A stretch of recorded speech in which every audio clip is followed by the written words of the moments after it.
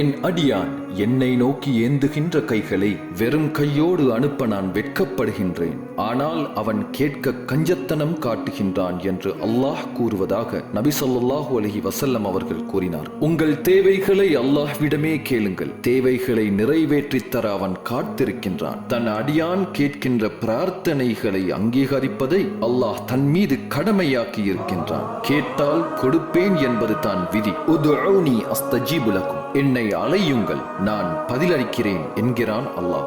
என்னை படைத்தவனே என்று அழைத்து கேளுங்கள். என் தாயை விட இரக்கம் கொண்டவனே என்ற அன்புணர்ச்சியுடன் கேளுங்கள். என் எஜமானனே என்ற அடிமை உணர்வுடன் கேளுங்கள். அழுது கேளுங்கள், பணிவோடு கேளுங்கள், முறையிட்டு கேளுங்கள், உரிமையோடு கேளுங்கள். அவன் உங்கள் முன் நிற்கின்றான்.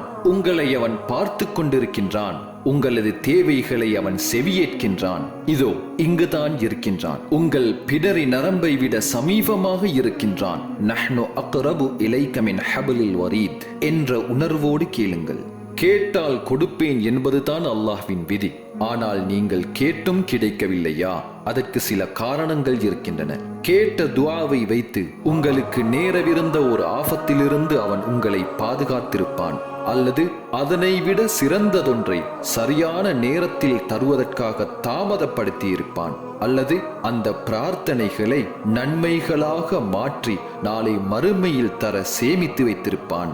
நாளை மறுமையில் ஒரு அடியான் இவ்வுலகில் தான் செய்த அமல்களின் நன்மைகளை எல்லாம் எடுத்துக் கொள்வானாம். எடுத்த பின்னரும் அங்கே மலை அளவு நன்மைகள் குவிந்து கிடக்கும். அல்லாஹ் சொல்வானாம், ஏ அடியானே, இதுவும் உனது நன்மைகள் தான், எடுத்துக்கொள் என்பானாம். அந்த அடியான் சந்தேகத்தோடு கேட்பானாம், யா அல்லாஹ், இது என்னுடையதா?